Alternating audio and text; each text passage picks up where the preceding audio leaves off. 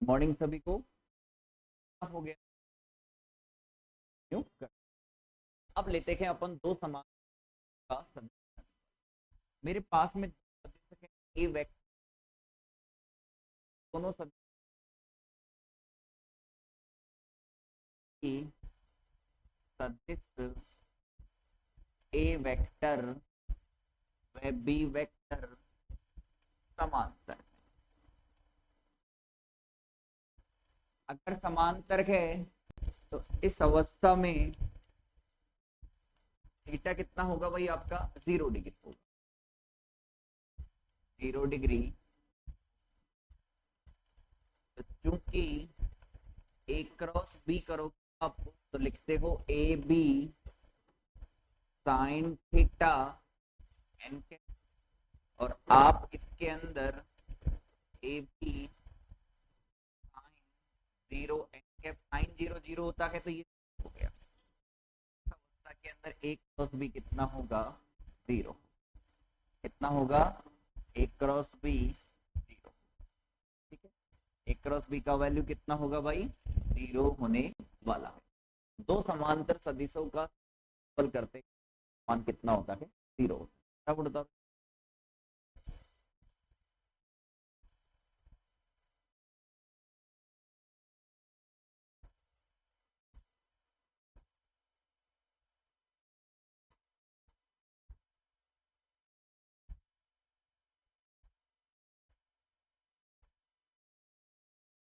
ठीक है, इसके बाद में बात करते हैं अपन तुल्य सदिशों का सदिश गुणनफल। तीसरा लेते हैं तुल्य सदिशों का सदिश गुणनफल। तुल्य सदिशों का सदिश गुणनफल।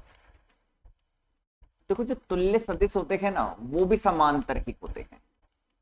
तो अपन इसके अंदर लिख सकते हैं कि जो तुल्य सदिश होते हैं वो क्या होते हैं समांतर होते हैं। क्योंकि तुल्य सदिश समांतर होते हैं।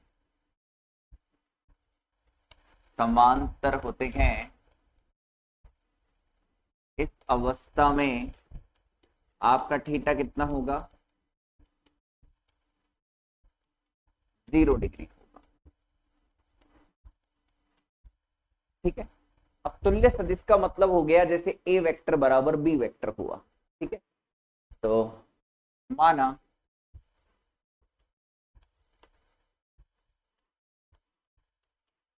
दो सदिश ए वेक्टर व बी वेक्टर तुल्य सदिश, अर्थात आप ए वेक्टर बराबर क्या करोगे बी वेक्टर।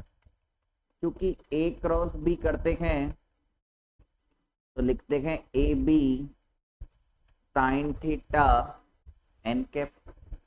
तो आप जब ए क्रॉस ए करोगे तो फिर लिखोगे ए साइन 0 एन कैप। साइन 0 0 होता है तो ए क्रॉस ए 0 हो गया। ठीक है, इसका मतलब हो गया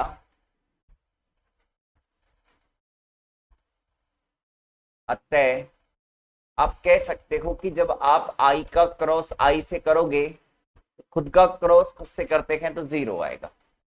जे का क्रॉस जे से करोगे तो 0 आएगा। के का क्रॉस के से करोगे तो भी क्या आएगा। ठीक है, मतलब एकांक सदिश का सदिश गुणनफल क्या होता है 0 होता है। दो समान एकांक सदिश का सदिश गुणनफल क्या होता है 0 होता है। बता दो।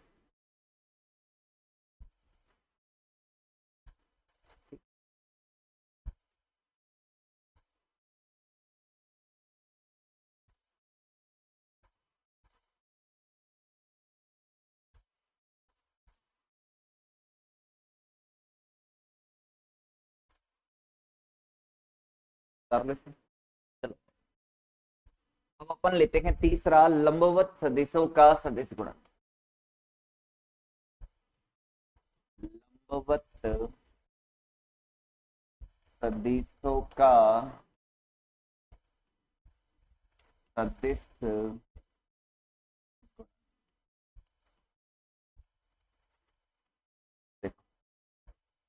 तो अपन यहाँ पे माना दो सदिश ए वेक्टर व बी वेक्टर लंबवत। इस अवस्था में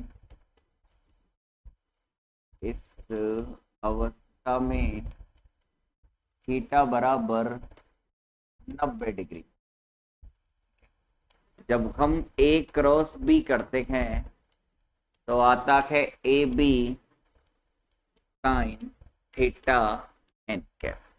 जब आप ए क्रॉस बी करोगे तो यहां लिखोगे A B sine 90 n cap. Sine 90 एक होता है, ए क्रॉस बी करोगे तो यह आएगा A B n cap. A cross B का मान कितना होता है? ए बी एन कैप कितना होता है? ए बी एन कैप होता है। ओके, उतार लो इसे। अब सुनो, के अंदर क्या है कि ए क्रॉस बी और ये दोनों क्या है? एक दूसरे के लंबवत हैं। ढंग से समझना, ए क्रॉस बी कर रहे हैं तो ए और बी क्या है? एक दूसरे के लंबवत वाली कंडीशन लेके कर रहे हैं। अब आपको पता है कि जैसे ये वाली डायरेक्शन होती है हमारी कौन सी? एक्स दिशा। ये उतार लेना वीडियो रोक के ना। और ये वाली दिशा होती है वाई दिशा। अच्छा, इसमें एकांक सदिश होता है आई कैप, इसमें एकांक सदिश होता है जे कैप, ये वाली दिशा होती है के कैप, इसमें एकांक सदिश क्या होता है? जेड दिशा। इसके अंदर एकांक सदिश क्या होता है? के कैप। अब सुनो कि के कैप कैसा है? इस तरीके से है, तल के लंबवत बाहर की तरफ, तल के लंबवत बाहर की तरफ। अब यदि मैं आई क्रॉस जे करूं, समझना, आई क्रॉस जे करूं तो मुझे राइट हैंड लेना है, तो आई के अंदर रखो और जे की तरफ उंगलियां मोड़ दो। तो ये जो अंगूठा है ये डायरेक्शन को रिप्रेजेंट करेगा आई क्रॉस जे की। आई क्रॉस जे की डायरेक्शन कौन सी हो गई? ये हो गई। ये वाली दिशा कौन सी है? के कैप है। ये वाली दिशा कौन सी है? के कैप। वापस समझना, देखो ये वाली दिशा है अपनी के कैप, ये वाली दिशा है आई कैप, ये वाली दिशा है जे कैप। अब हमें आई क्रॉस जे करना है तो आप हाथ किसके अंदर रखो? आई के अंदर, और उंगलियां मोड़ दो जे के अंदर। तो ये जो अंगूठा होगा के कैप, वो कौन सी दिशा के अंदर होगा? के कैप डायरेक्शन के अंदर होगा। तो जब आप आई क्रॉस जे करते हो तो क्या आता है? के कैप आता है। अच्छा सुनो, अगर मैं ऐसे कहूं कि जे क्रॉस आई करो, क्या करो? जे क्रॉस आई। तो जे क्रॉस आई करेंगे तो चेक करो, अब की बार हाथ आपको कहां रखना पड़ेगा? जे में रखना पड़ेगा। और घुमाना कहां है? आई की तरफ। आई की तरफ घुमा दिया तो अंगूठा कहां है? अंदर की तरफ है। तो बाहर की डायरेक्शन प्लस के कैप, अंदर की डायरेक्शन माइनस के कैप। तो ये क्या हो जाएगा? माइनस का के कैप हो जाएगा। तो अब इसे याद करने का एक तरीका बताता हूं, देखो ना, समझो। इसको ऐसे ध्यान रख सकते हैं अपन कि जैसे ये है मेरे पास में आई कैप, ये है मेरे पास में जे कैप, और ये है मेरे पास में के कैप। तो सुनो, जब आप आई का जे से क्रॉस करोगे, क्लॉकवाइज है ये ना, कैसा है? क्लॉकवाइज। घड़ी की सुई ऐसे चलती है, क्लॉकवाइज है ना। तो जब आप आई का जे से क्रॉस करोगे तो क्या आएगा? के आएगा। क्या आएगा? के आएगा। अब यदि आप जे का के से क्रॉस करोगे तो क्या आएगा? आई आएगा। मैं लिखूं कि जे का क्रॉस करेंगे किससे? के से, तो क्या आएगा? आई कैप आएगा। अच्छा, अगर आप के का क्रॉस करोगे किससे? आई से। के का क्रॉस करोगे किससे? आई से। इसको मिटा देता हूं ना। अगर आप के का क्रॉस करोगे किससे? आई से, तो क्या आएगा? जे कैप आएगा। वापस देख लो, जब आई का जे से किया तो क्या आया आंसर? जे का के से करोगे तो आई आएगा। के का जे आई से करेंगे, के का आई से करेंगे तो क्या आएगा? जे कैप आएगा। क्या आएगा? जे कैप आएगा। ठीक है, अब सुनो काम की बात। अगर मैं इधर है आई क्रॉस जे बराबर के कैप, अगर आप इसको इधर लिख दो, इसको इधर लिख दो तो माइनस हो जाएगा ये। अगर आप जे क्रॉस आई करोगे तो क्या आएगा? ये माइनस का के कैप आएगा। अगर के को पहले लिख दो, जे को बाद में लिख दो तो ये माइनस हो जाएगा। के क्रॉस जे करोगे तो ये क्या आ जाएगा, माइनस का आई कैप आ जाएगा। अगर इसको पहले लिख दो आई क्रॉस के करोगे आप तो ये होगा माइनस का जे कैप। क्या होगा, माइनस का जे कैप। ठीक है, तो आपको ये ध्यान रखना है, आई का जे से क्रॉस करते हैं तो क्या आता है, जे का के से क्रॉस करते हैं तो क्या आता है, आई आता है, के का आई से क्रॉस करते हैं तो जे। तो ऐसे याद रख लिया करो, आई का जे से क्रॉस करेंगे तो क्या आएगा, जे का के से क्रॉस करेंगे तो आई आएगा, के का आई से क्रॉस करेंगे तो जे आएगा। अगर आप इसको इधर लिखते हो, इसको इधर लिखते हो तो फिर माइनस कर देना, इसको इधर लिखते हो, इसको इधर लिखते हो तो माइनस कर देना, इसको इधर लिखते हो, इसको इधर लिखते हो तो क्या कर देना, माइनस कर देना। ओके, क्लियर है। तो आपने ये लिखा होगा, उसके बाद में ये भी उतारना है, वीडियो रोक के उतार लेना है ना।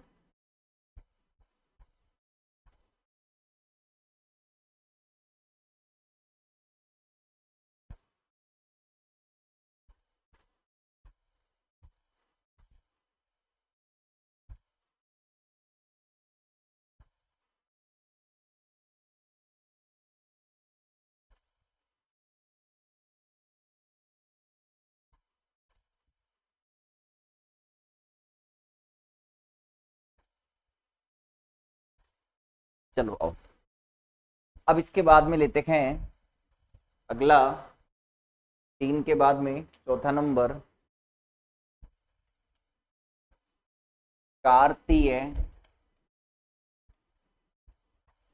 चौथा नंबर घटकों के रूप में सदिश गुणनफल।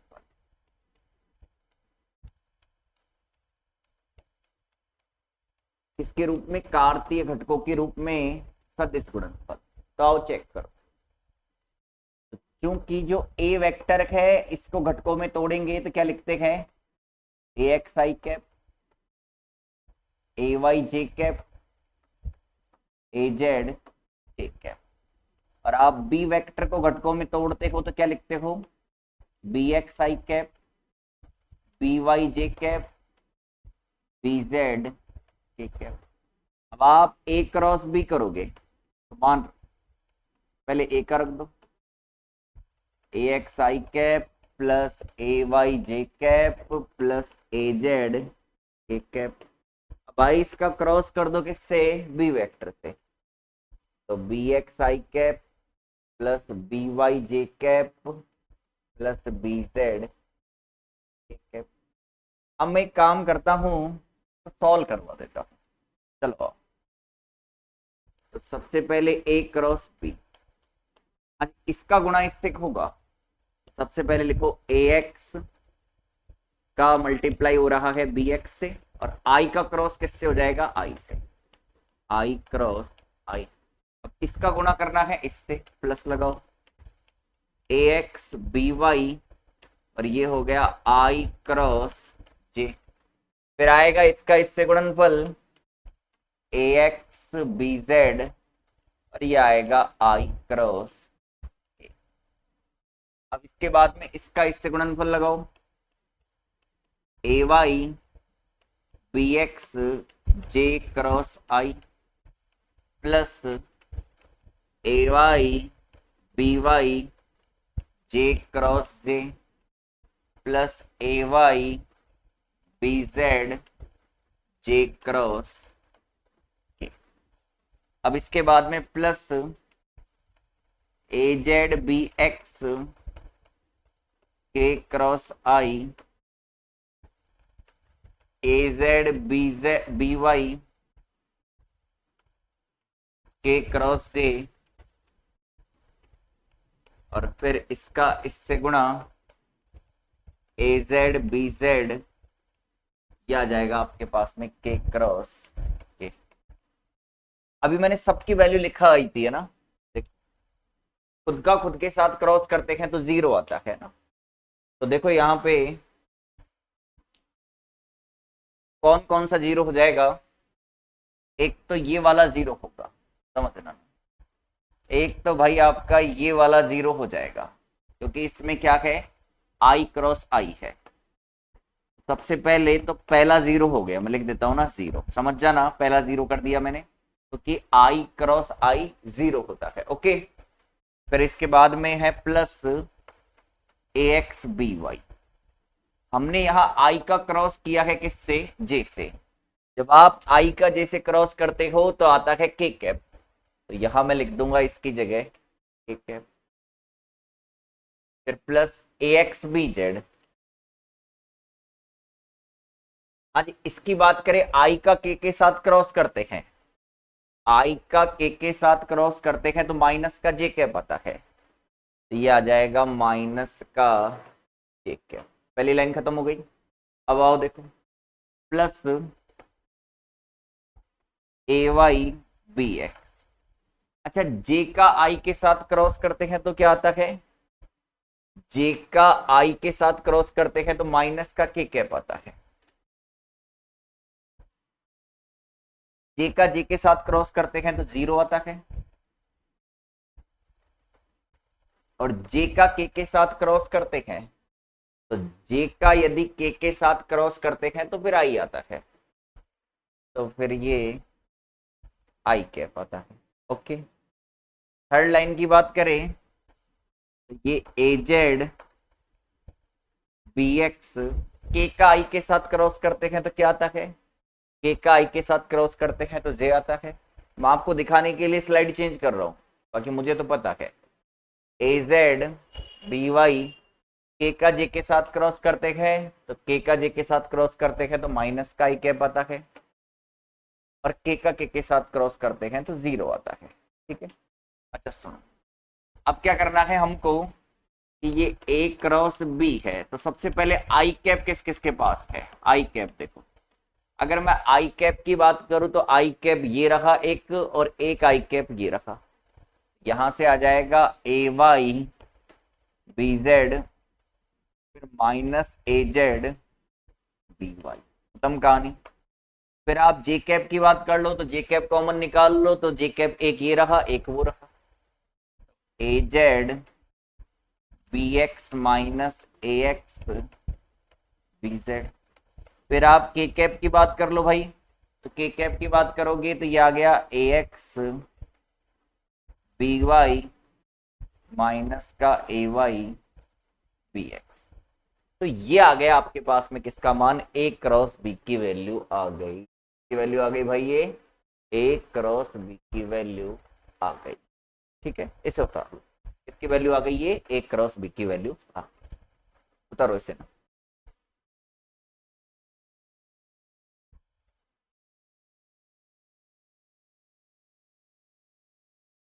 हेडिंग कट रही होगी शायद, है ना? भारतीय घटकों के रूप में सदिश गुणनफल, है ना?